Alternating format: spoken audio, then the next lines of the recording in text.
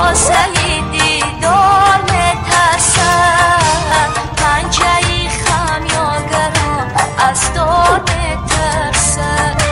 شهسوار از جاده‌ای هموار میترسد، این طبیب از دیدن بیمار میترسد.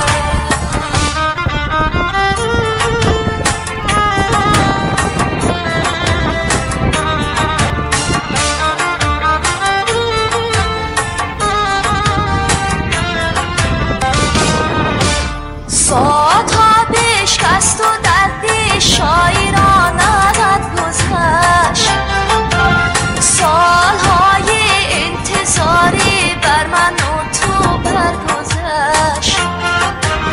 آشنا ما آشنا شد تا بلی گفتم بلا شد.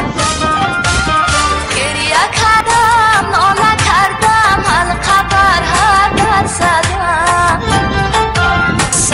سنگی کلبه‌ای ویرانه را بر سر زدم.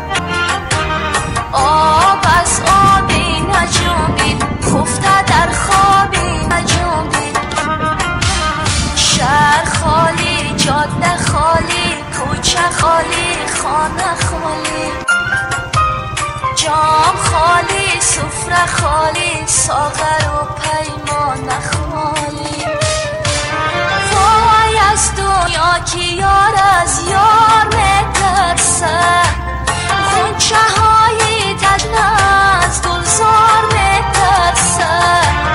عاشق از آواز دیدار میترسد، پنجه‌ای خمیازگران از دار میترسد.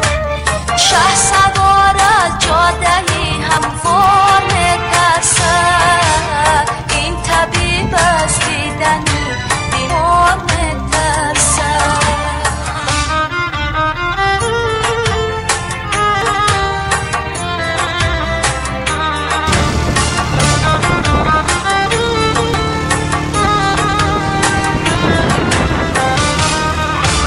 چشمه ها خشکید و دریا خسته